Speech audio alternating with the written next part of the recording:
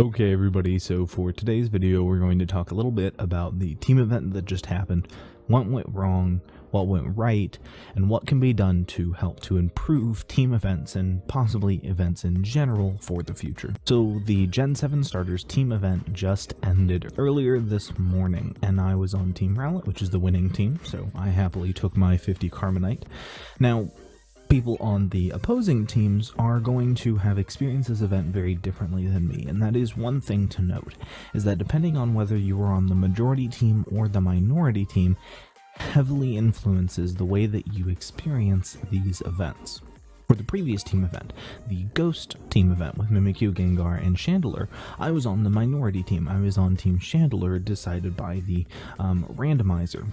But for this event, I actively chose Team Rowlet because I wanted to get the extra Carbonite from the victory team. I determined for myself that I would have benefited less from the extra booster enhancers than I would have from the Carbonite that was almost guaranteed to come from Rowlet. So let's talk about that. Let's talk about what the actual difference in the way that a player on the majority team and how that's different to the way that somebody on a minority team experiences the event. Being on the majority team means a few things, and these are things that aren't always true, but due to the nature of numbers and the metagame, generally there are a few things that are true. On the majority team, win rates will generally be higher. This was true for the previous team event and for this team event. I was not around for the first team event with the Gen 1 starters, but I was not around for the original team event with the Gen 1 starters as I was taking a bit of a break from the game at the time, but I have noticed this to be true for both the previous team event and for this team event, that the majority team generally has a higher win rate than the other teams, and there's a few things that we can extrapolate from that fact. Due to the nature of having an increased win rate, this means that generally the members of the majority team are going to be on average a higher rank than the members of the minority teams, and this is just sort of due to the nature of win rates, that if you have a lower win rate, you on average over a long period of time will have a lower rank than somebody with a higher win rate. That's just the way that games like this work, that ladder climbing games work. And many people may say, well, yeah, but that's only over a short period of time. That's only your win rate being tracked over a few days, and that's not really truly representative of somebody's skill or their win rate long term, and that yes, over a long period of time, over hundreds of games, over months, it'll all even out and it'll all be about fair at the end of the day. But over the course of the event is really what we're trying to focus on for the purposes of this video. Because I was on the majority team, and because that team had a slightly higher win rate, and because that means that my team on average will have a higher win rate, this means that most of the time when matchmaking is trying to match me up with an opponent, I am going to get matched with a player much lower rank than me, and this is due to several factors that honestly we're not entirely sure of ourselves. That Pokemon Duel hasn't explained it to us, and we probably will never know unless they tell me exactly how the matchmaking system works and why it seems to match people up with such massive extremes in ranking difference during the team events. But most people, and you may have experienced this whether it was playing against higher ranked players or lower ranked players, most people during the team events tend to play with people at a massive ranking gap. I think the average rank of players that I played against during the event was probably somewhere in the high 2600 range, low 2700, high 2600, somewhere around there. And that is about 400 points away from my rank. That's a lot, even like on a normal day of playing a league match outside of an event period. 400 points would be a massive extreme. That would be way more than I would really expect to happen on a normal day. Like, if I play pretty heavily in a day, play 10 or more matches in a day is what I consider pretty heavy play for me. I might run into one person at a 400 rank gap. For the event, 400 was about the average that I was seeing. And that's a little bit ridiculous. And there's a few different reasons for this. One, that the nature of the team event means that you're splitting the player base into thirds, resulting in some difficulties in the matchmaking, trying to find proper opponents. This is what I assume, is that due to there being the team match ranking as well as the league match ranking, it's trying to find an average of those two numbers somewhere and match you based on that, and so it leads to overall people being matched at a much larger rank deficit than under normal circumstances.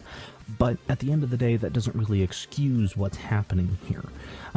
There was a note that I even pointed out in my previous video. There was a note in one of the announcements for the team event that said that if the matchmaking system has to, it will match players of the same team together.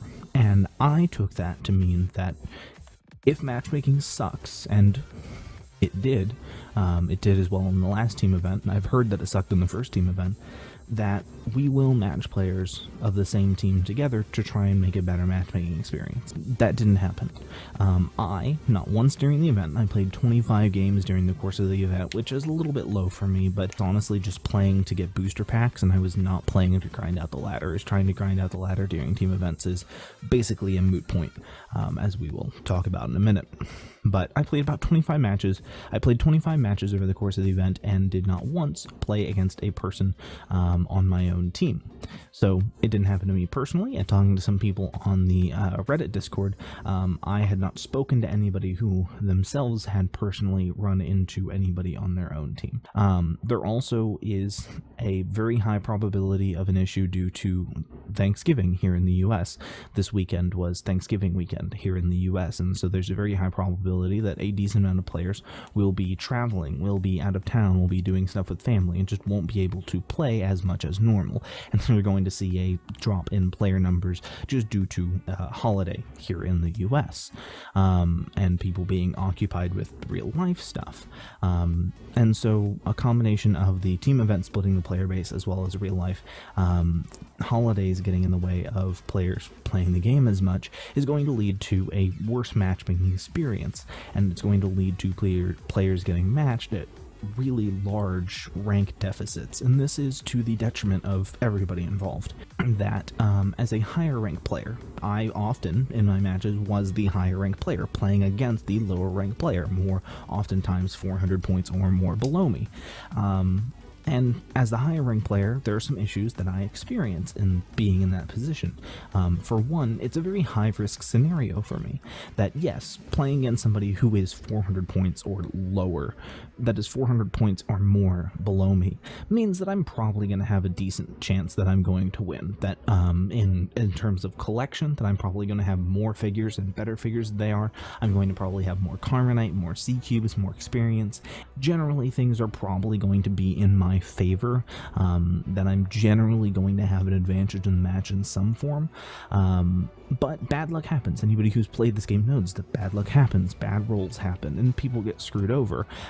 It happens sometimes, and when you're playing against somebody who is 500, 600 points away from you, that risk gets really steep. That high risk reward sort of scenario gets really out of whack. That if I'm playing against somebody who is 2600 and I lose to them, that my Zapdos forgets that any move besides Steel Wing exists, that Mew suddenly only knows how to spin Psychic. Bad luck happens, RNG sucks sometimes, and your opponent gets good rolls, and you just lose sometimes. It is inevitable that the law of averages says that eventually the best and worst possible outcomes have to happen at some point, and eventually the worst possible outcome does happen, and you will eventually just lose to bad luck. And that is awful, and it feels awful when that really bad luck happens to strike when you're playing against somebody who is massively lower rank than you. And on a normal day playing in a league match, maybe that bout of really bad luck happens and you're playing against somebody who's 100 points away from you, and you feel kind of down about it, and it lowers your morale a bit, but you move on with your day. Maybe you lose 20, 25 points and you keep going on. But when it happens against somebody who is 500 points lower than you, you're not just losing some morale, you're not just a little bit discouraged, you now have lost 45 to 55 points for that loss.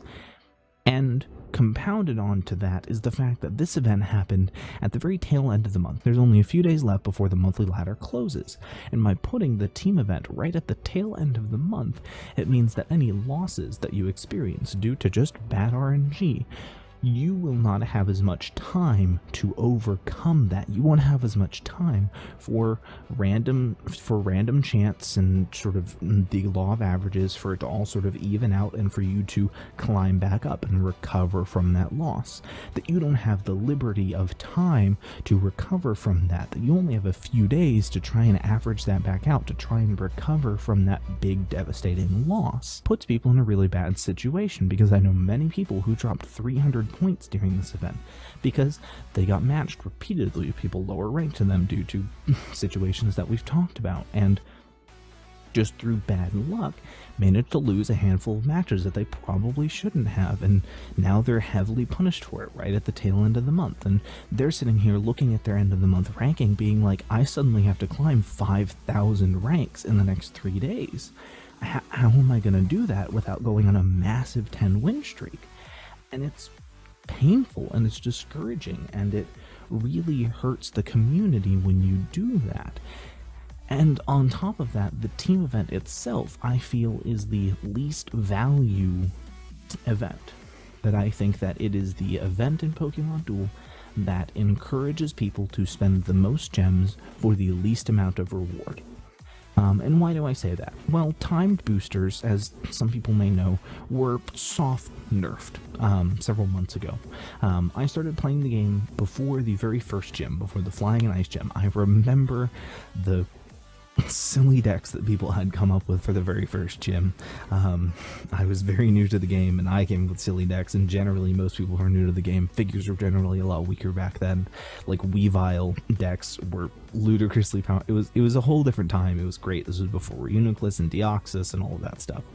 But I remember playing in the very first gym, and gym events give you a lot of booster packs, because in addition to opening your regular time booster packs that you have from league matches, you're also opening the gym booster packs that you will get for playing gym matches. And over the course of a gym event, you are pretty much guaranteed to get at least one EX over the course of a gym event, just because of the sheer number of booster packs that you were opening. But nowadays, after the nerf, many people report going months at a time without opening a single EX. And that sucks. Like, that feels really bad. And when the team events entirely revolve around booster packs, that is the core gimmick of team events, is booster packs, you're not getting a lot out of it. I have a bunch of these 12-hour rainbow booster packs, these halftime rainbow booster packs that I have accumulated over the event, as during the event opening 12-hour booster packs is kind of logistically not a good idea. That I wanted to open shorter time booster packs, put booster enhancers on them for the chance of getting more points over a shorter period of time, rather than opening one big booster pack and getting like 8 points out of it. So I saved all the rainbow ones till the end, till after the event to open up. But after opening up all of these booster packs that I've gotten over the last 3 days, I have no expectation of getting an EX, and I didn't get an EX so far.